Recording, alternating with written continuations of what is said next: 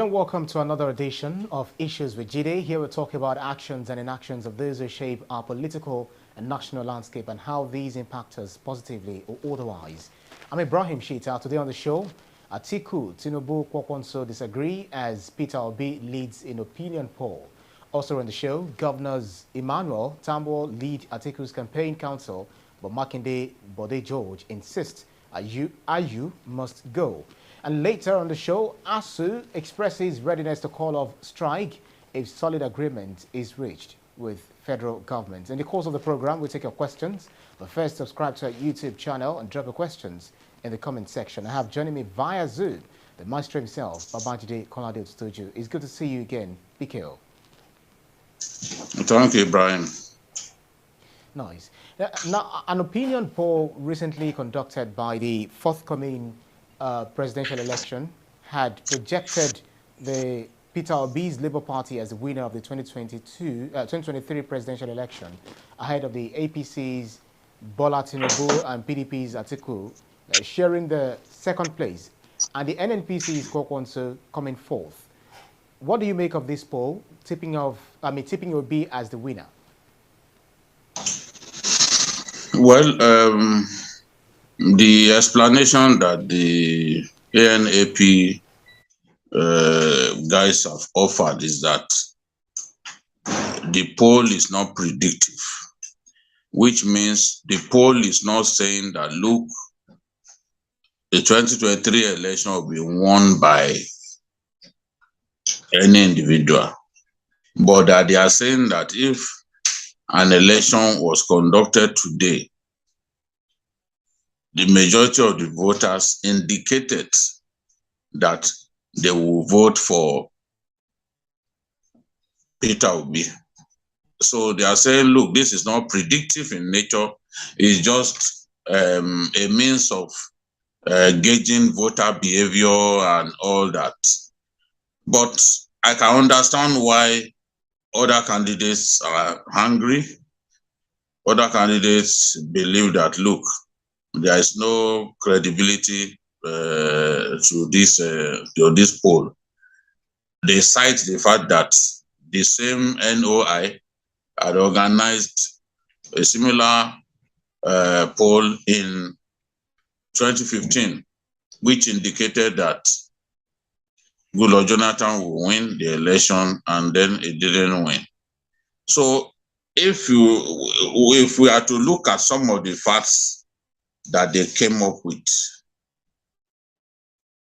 I think it will help us to understand their mission. They are saying that 32% of the respondents indicated that they had not decided on who to vote for, and that 39% of these undecided voters were in the north central of our country. They are also saying that 27% of the undecided voters are male, while 15% of them are female. So, as far as they are concerned, these statistics will help people to work hard, determine the demographics that they need to really work hard on. For example, if the same poll is telling us that 32% of the people spoken with are undecided, then it means that this race is far from being decided. And their statistics also show that the respondents were aware, 99% of the respondents were aware of Tinubu, 98% are aware of Atiku, 95% are aware of Obi, and 74% are aware of Kwankwaso. My own issue with this kind of polling is the object of sampling. If this sampling was based on people who have access to social media. If it was electronically generated, then you cannot by any stretch of the imagination say that the sampling is representative, because you and I know that an overwhelming majority of our people are not on social media. So they don't even have phones. You go to, and even if they have phones, they don't have Android phones through which you can do all sorts of things. So if the sampling was based on people who are on social media, who can respond electronically to questions asked them, then I dare say that it is not representative, because an overwhelming majority of our people are not electronically compliant. They are not on social media. A good number of them don't even know how to use a phone or an Android phone. So that is why a lot of people will not take this kind of survey seriously until people have evidence of the kind of sampling that was done, the kind of statistics that was used to generate the facts that were used. Then it will be difficult for people to believe this kind of survey. People need to be sure that a critical segment of our population, especially the voters in northern Nigeria, people need to be sure that that sampling that was done bore them in mind. If it does not bear such people in mind, if it does not bear the unlettered people in southern Nigeria in mind, then it is not representative of overall voter behavior. This is the way we should look at these things. And I also would argue, as someone who has been covering politics in our nation for some time, who is also able to do a lot of punditry and do it accurately, that other factors determine voter behavior in our country. Factors such as ethnicity determine voter behavior in our country. Even pecuniary benefits. Pecuniary benefit. We see on election day that the highest bidder usually gets the votes. These days, politicians are struggling to undo themselves. They are struggling to outspend themselves on election day by buying the conscience of our people. And usually the parties that do not have so much to spend are parties that usually do not win elections. So this is the situation. A whole lot of things come into play. Religion, ethnicity, pecuniary benefit, were all of these considered in the course of doing this sampling. So if this sampling does not bear all of this in mind, honestly, it cannot be representative of the way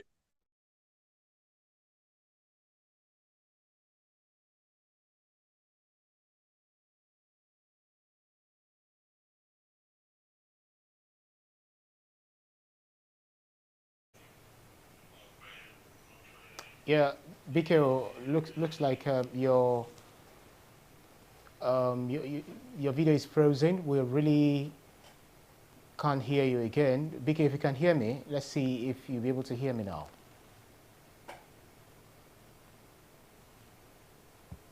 Hello, BKO. yes. Right. I Okay. can hear Yeah. you. We lost you at some point. But let me chip in this. The researchers did not disclose the methodology, just like you said. The margin error and the number of people that participated, which are basic in this kind of poll. Whereas the number of the undecided are even way more. Could the poster have been swayed by the obedient noise echoing across the social media?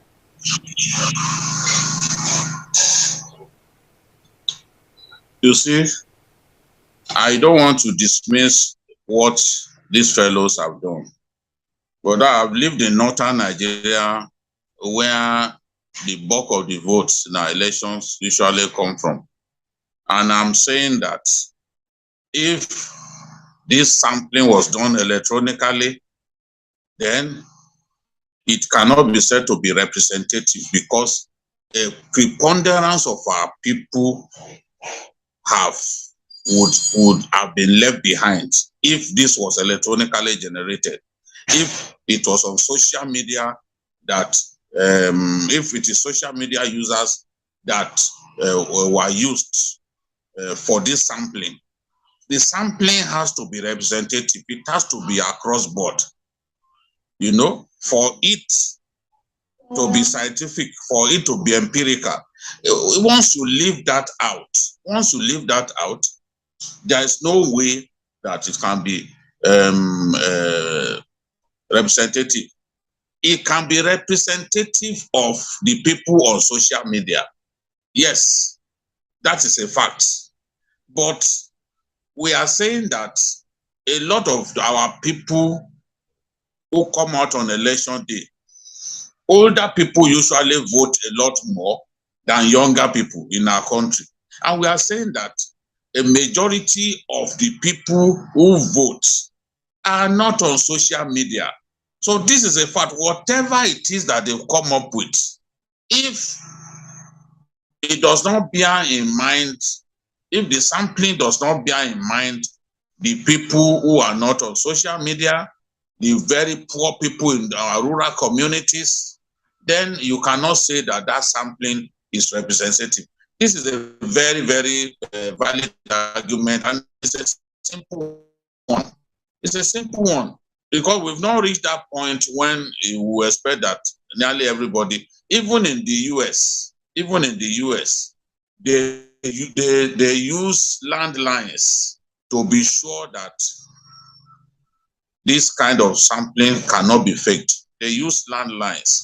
They would rather not use cell phone lines, because anybody with a landline is deemed to be real.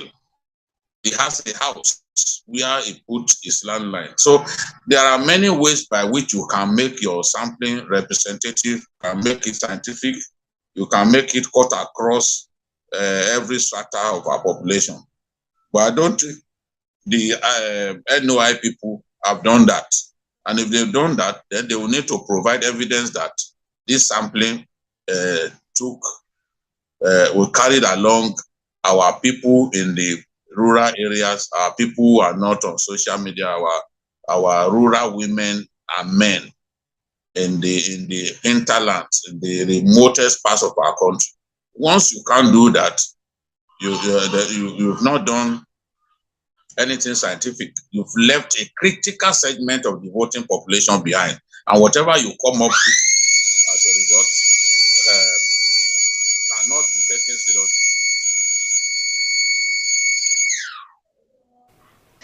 All right, so BK, let's change tack, for a bit, by talking about the PDP campaign council, where the party has named 326 campaign council members, with Governor Tambuwal as a DG and Governor Emmanuel as the chairman of the campaign council, and then Governor Wike, a member of the team, or let me say one of the members of the team.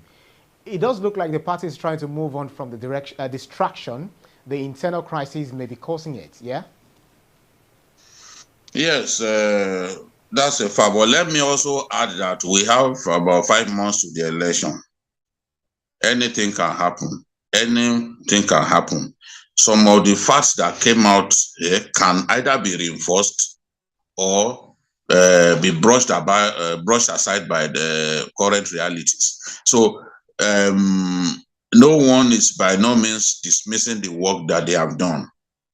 What we are saying is that next time, if you are doing this kind of sampling, carry all the segments of our voting population along, and people will say, yes, you've done a fantastic job.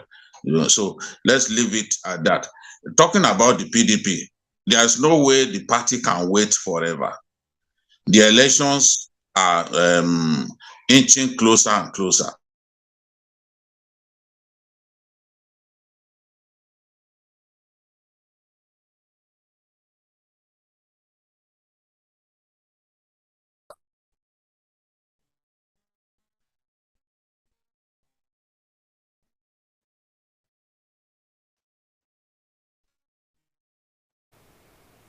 Biko, are you there?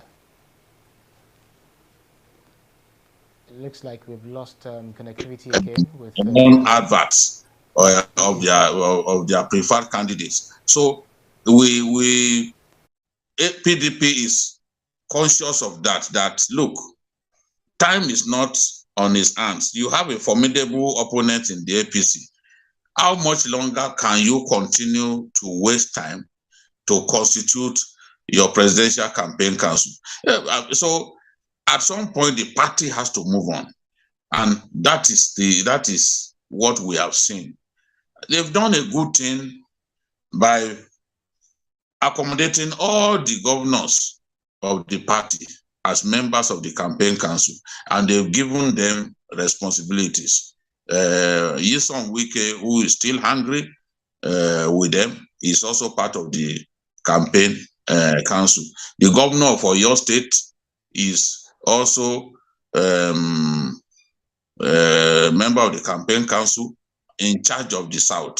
So you can see one of the very close allies of Wike has been made a member of the campaign council in charge of Southern Nigeria. So you can see that they are doing their best to not leave anyone behind. One of the issues that damage Wike's agitation is the law. Chapter 6, section 45, subsection 2 of the PDP constitution says, when the national chairman resigns or is removed, he shall hand over to the deputy national chairman from his region or is part of the country, who shall without prejudice to section 47 conclude his tenure. So if IU resigns, a northerner will still take over. This is what the constitution of the PDP says. I talked about this last week that if Wike is insisting that IU has to go, yes, I agree that IU as national chairman did not cover himself in glory. He did not behave like an even-handed national chairman, a situation in which you say publicly that Tambuwal was the hero of the convention. After you gave Tambuwal the opportunity to speak, to come back and speak to the delegates in clear contravention of the policies, the guidelines, then you have shown yourself to be a biased national chairman. And this is the source of Wike's anger. People saying that, oh, it's because he lost the election, he's a sore loser and all that. They have to put themselves in his shoes. You have just lost an election, and here was the national chairman calling the person who stepped down at the last minute. Somebody who should have stepped down at the time when he made his first remarks, when he was appealing for votes. You allowed him to come back, address the voters again, and then step down. You have already breached protocol. You breached procedures to allow Tambuwal to resign. To step down. Now, having stood down, you still went and told Tambuwal, you are recorded as telling Tambuwal that he was the hero of the convention. How do you expect Wike to take that? Wike would then see everything as something planned between all of you. So he cannot be comfortable with that kind of chairman. So the chairman brought this whole crisis upon himself because he didn't behave in a way that is dignifying. If you are a chairman of a party, you have to be fair to everyone. Some of Ayu's conduct clearly showed that he was not objective, he was not fair to Wike especially. Because even if you harbor such thoughts that Tambuwal was the hero of the convention, you shouldn't say it in public with cameramen in front of you. Because Wike will see it and then he will respond appropriately. So we can see him now responding negatively to what he had the chairman say. But as I've said last week, this looks like a lost battle. Telling him to step down only to be replaced by a fellow Northerner defeats the balance, the regional balance that Wike and his friends are asking for. Because the law says when he's removed or he steps aside, he shall be replaced by the deputy national chairman, North. So Atiku is right in saying that, look, the chairmanship can only move from north to south through another convention of the party where that decision can be taken. The highest decision-making organ of both the APC and the PDP is the National Convention. So is the PDP ready to do a national convention with just about 5 months of the election? I don't think that that is something that they want to do. So they have to keep appealing to Nyesom Wike and do their best to carry him along, make him feel wanted, and apologize for what they've done to him, right. For which he remains bitter. Right. Well, that's just the way forward, in my view. Fabian Akeze says the PDP should have appointed Wike as the head of the campaign council.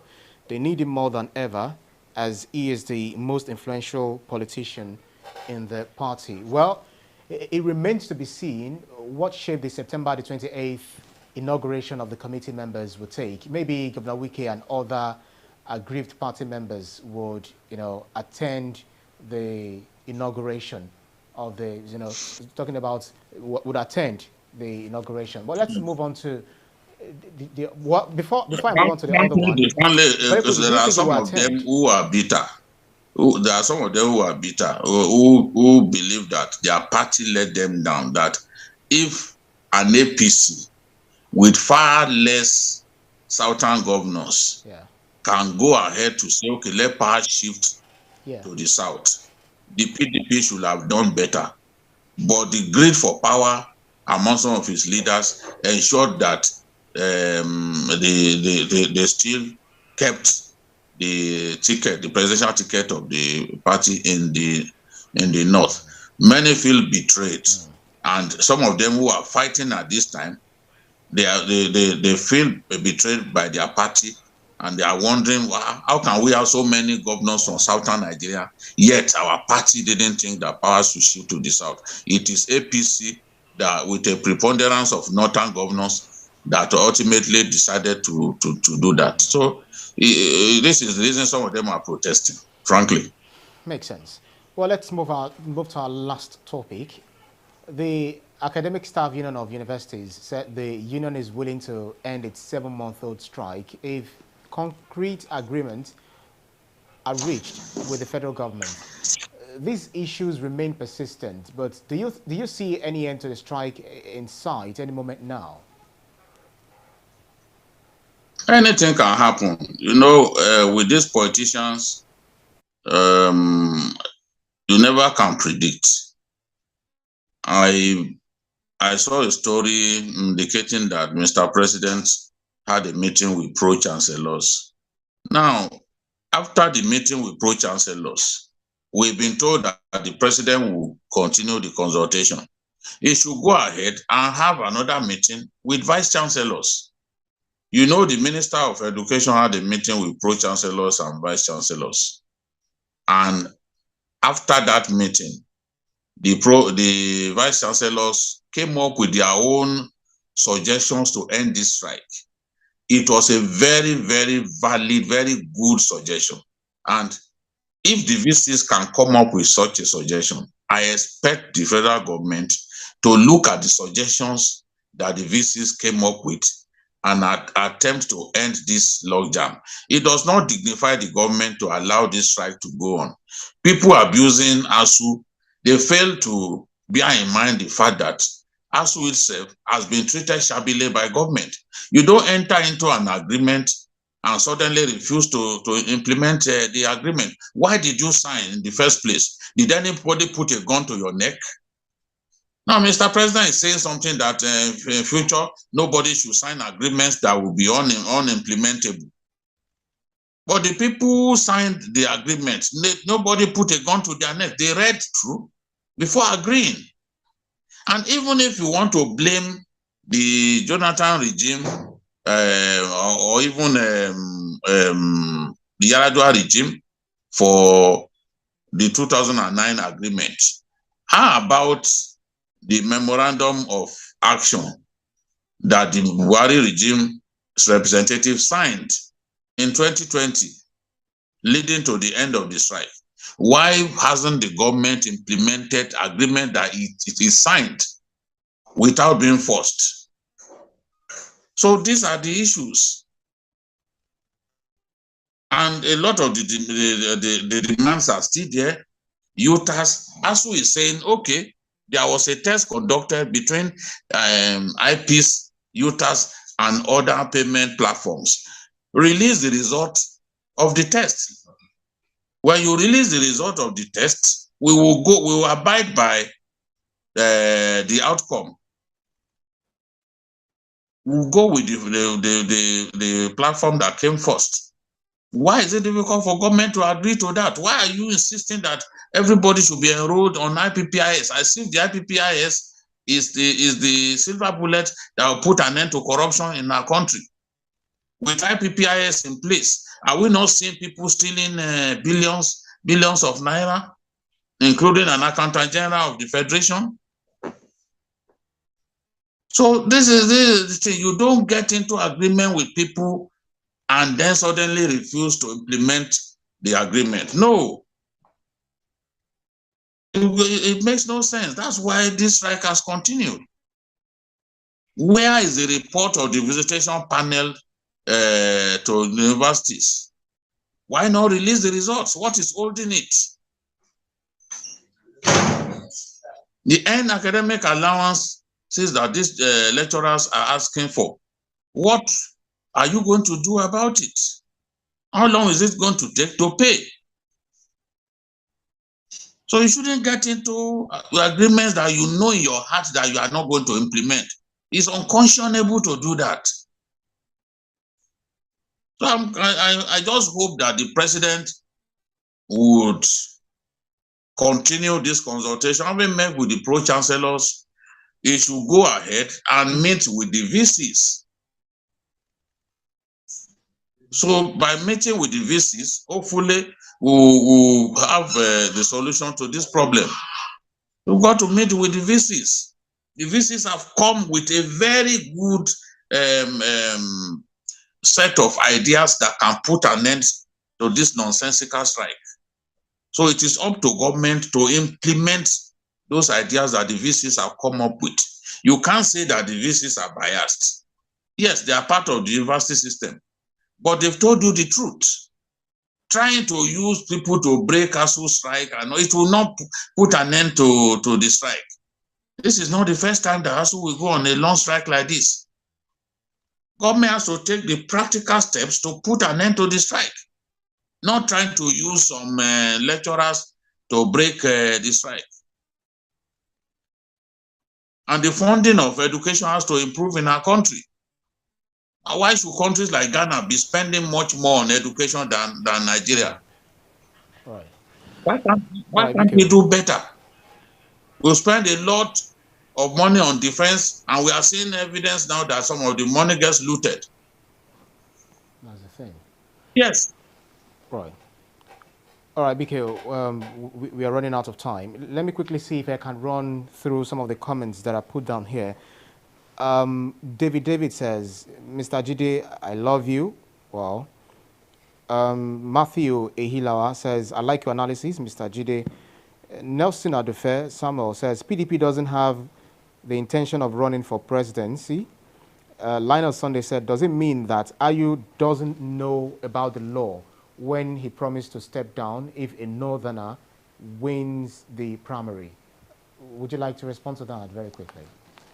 Well, maybe just a lot of them behave like they don't even, when you see politicians act recklessly, clearly a lot of them are even ignorant about the letters of the law. But the law is clear, and I've read it.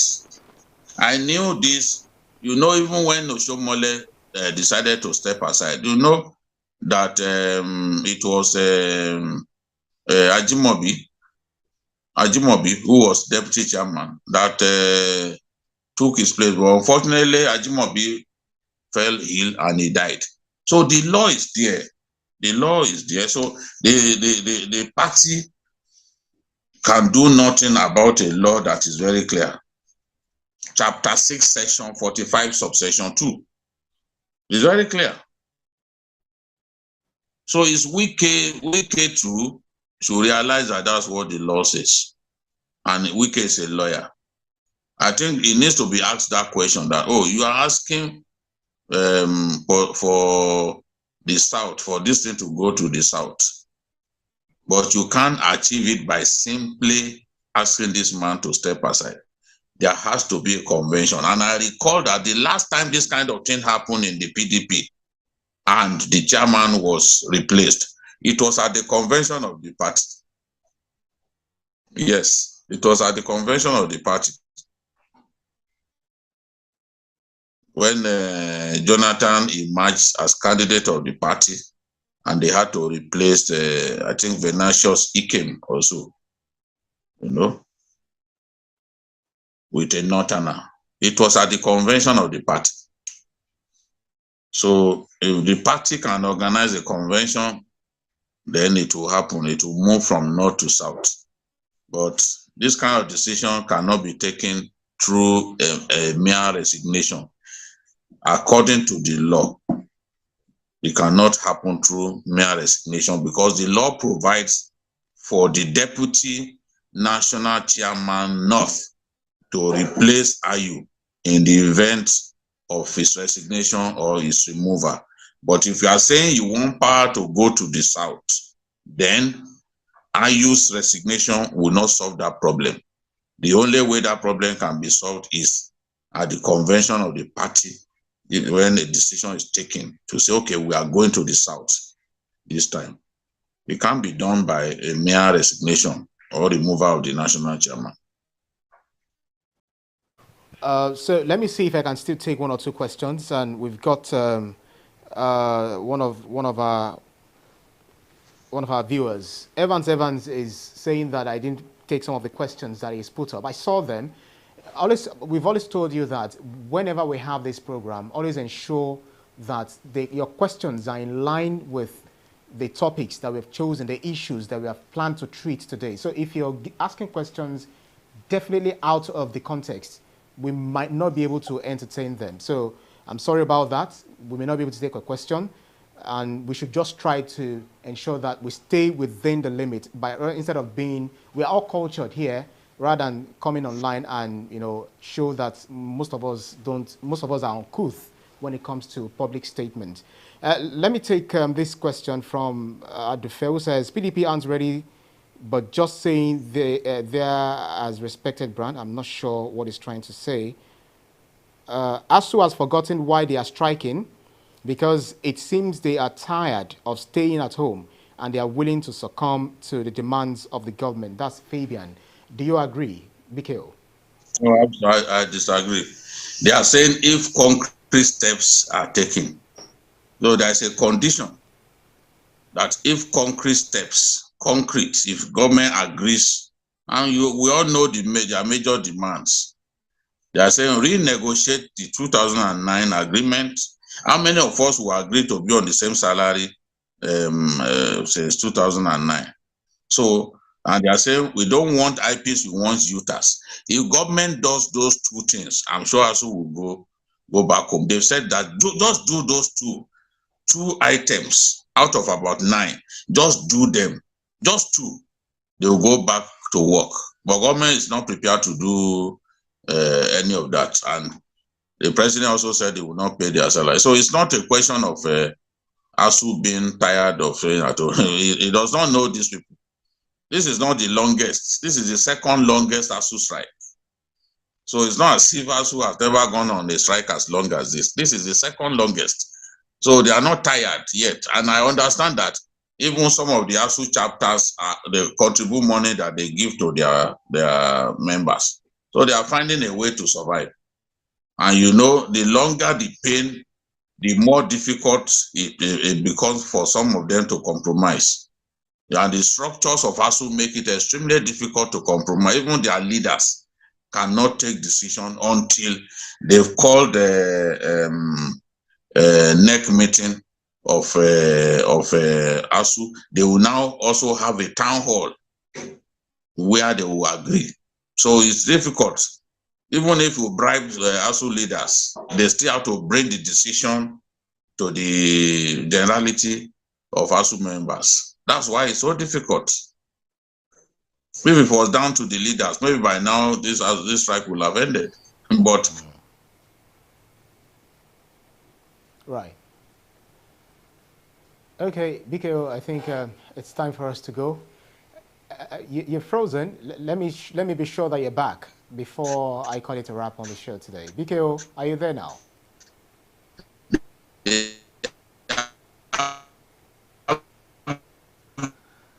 Well, I think BKO is frozen. Well, that's our show for today's edition on Issues with Jide. Special thanks to you, Babajide Kolade-Otitoju, for those insightful analyses as always. BKO. And thanks to you to our audience. Yes, BKO. Okay, I can hear you.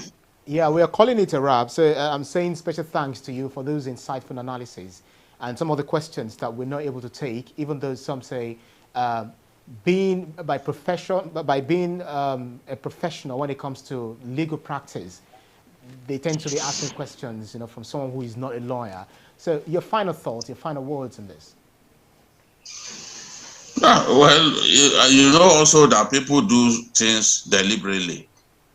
I've predicted many times how cases will be decided. Even cases brought up by the Attorney General of the Federation, I've said before that, look, this case will not go beyond this point, except if it is not challenged. And we've seen it happen because the law is written in the language that everyone understands. So Chapter 6, Section 45 of Section 2 is very clear that he can only be replaced when he resigns or is removed by someone from his region. They've done it, they've designed it, that even that of APC is like that. So you can't just go and then, the law, if you do that, some people will go to court. Absolutely. And then the crisis will start. Absolutely. So let's not be emotional about these things. Yes. Anyone who thinks that I've quoted the wrong law should bring the PDP constitution and show me that indeed I quoted the wrong law. Absolutely. But this is the law. This is what the law says. Right. Thank you very much. Thank you so much. Thank you to our audience for always joining us on every edition. You can see the program again anytime by subscribing to our YouTube channel, TVC News Nigeria. Click on the subscribe button to get the latest information. You can also follow us on our social media platforms at TVC News NG. I'm Ibrahim Shita. I'm at Ibrahim TVC News on behalf of the rest of the team. My name is Ibrahim Shita. See you again next edition. Bye for now. Thank you, Ibrahim Shita.